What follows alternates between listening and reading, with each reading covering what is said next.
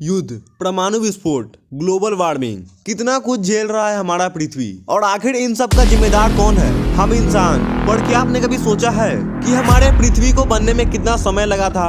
वो ग्रह जिसमें हम और आप रहते हैं, उसे बनने में कितना समय लगा था? तो चलिए आज हम चलते हैं समय में पीछे और जानते हैं हमारे पृथ्वी को एक चट्टान के गोले से लेकर एक जीवन से भरे हुए ग्रह तक का सफर। तो चलिए अब हम चलते हैं समय में पीछे।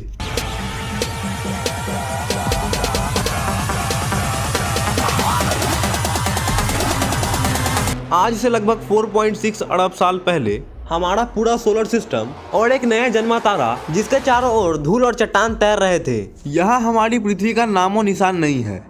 लगता है हम समय में कुछ ज्यादा ही पीछे आ गए हैं। अभी पृथ्वी की बनने की शुरुआत नहीं हुई है, लेकिन इसकी नींव तैयार हो चुकी है। लेकिन ये सारे चट्टान के टुकड़े और धूल ग्रेविटी के कारण आपस में जुड़ने लगे और कई लाखों सालों के बाद ये एक बहुत बड़ी चट्टान में बदल चुका था। लेकिन अभी हम इसे पृथ्वी नहीं कह सकते हैं, क्योंकि अभी ये बहुत गर्म है।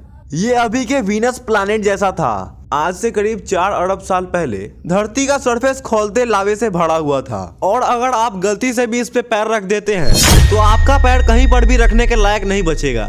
इस वक्त हमारी पृथ्वी का टेम्परेचर है 1200 डिग्री सेल्सियस, और यहाँ पर तो ऑक्सीजन का नामो निशान नहीं है। और हमारी पृथ्वी पर लगातार एस्ट्रॉयड की बारिश हो रही है, जो धरती पर कई किलोमीटर गहरी खौलती हुई लावा की नदियों का निर्माण कर रही थी। लेकिन अभी यहाँ पर एक बहुत बड़ी घटना घटने वाली है। ऊपर देखो, ये है एक नया ग्रह और इसका नाम है हिया, और ये बहुत तेजी से पृथ्वी की ओर बढ़ रही है, करीब 15 किलोमीटर पर सेकंड की स्पीड से, यानी एक बंदूक की गोली से भी 20 गुना तेज। लेकिन हमें इसे डरने की कोई जरूरत नहीं है, क्योंकि इसी की वजह से हमारे चांद का जन्म होने वाला है। इस ग्रह के टकराने से हमारी पृथ्वी चारों ओर से एस्ट्रॉयड से ढक चुकी थी। यहाँ इतने एस्ट्रॉयड्स हैं कि ऐसा लग रहा है कि हमारी पृथ्वी के पास भी सैटर्न जैसे रिंग आ गए हैं, जो बिल्कुल सैटर्न की रिंग जैसे 2 पार्ट्स में बटा हुआ है। पहला रिंग जो है वो धरती और चांद के बीच में है, और दूसरा रिंग जो है वो चांद के बाद में है। इस रिंग की वजह से लगातार धरती पर एस्ट्रॉयड बरस रहे हैं। लेकिन अभी एस्ट्रॉयड की असल बारिश तो शुरू ही नहीं हुई है।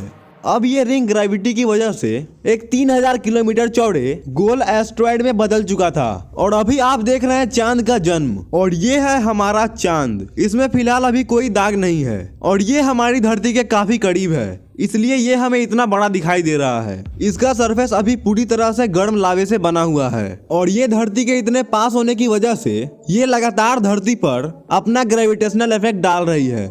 करीब 30 लाख साल बाद हमारे सोलर सिस्टम में कुछ ऐसा होने वाला है जिसके बारे में आप शायद ही जानते होंगे।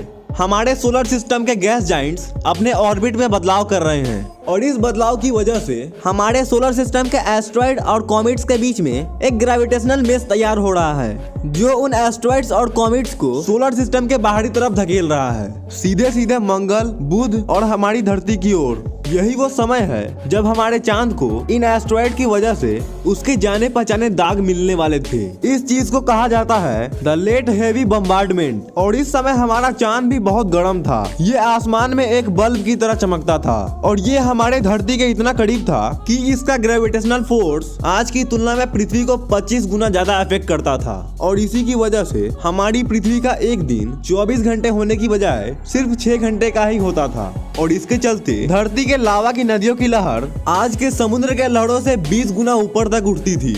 लेकिन समय के साथ ही हमारा ये चांद धीरे धीरे धरती से दूर चला गया, और इसकी वजह से चांद का ग्रेविटेशनल फोर्स कम होने लगेगा पृथ्वी के ऊपर से, और इसकी वजह से पृथ्वी की घूमने की स्पीड कम होने लगेगी, और लावा की नदियां भी ठंडी होने लगेगी, और धरती का सरफेस बनने की शुरुआत होगी। इस वक्त आसमान में एक चमकीला चांद ही नहीं है जो आपकी ध्यान को आकर्षित करेगा, बल्कि अभी आपको 2 और चमकीले तारे दिखाई देंगे जो आपकी ध्यान को आकर्षित करेंगे। लेकिन इन दोनों को हम तारे नहीं कह सकते हैं, क्योंकि ये दोनों ग्रह हैं जिनका नाम जुपिटर और सैटर्न है, जो सोलर सिस्टम के बाहरी तरफ मौजूद है। हमारी अर्थ, मरकरी, वीनस, मार्स, ये सब रॉकी प्लैनेट्स हैं। ये ज्यादा समय तक पिघले हुए लावे के रूप में नहीं रह सकते थे, लेकिन वही जुपिटर और सैटर्न ये सब गैस जाइंट्स हैं, और ये लंबे समय तक गर्म रह सकते हैं। और अभी धरती के एटमॉस्फेयर में केवल एक ही गैस है जिसका नाम मीथेन है। आप गलती से भी इसमें सांस नहीं लेना,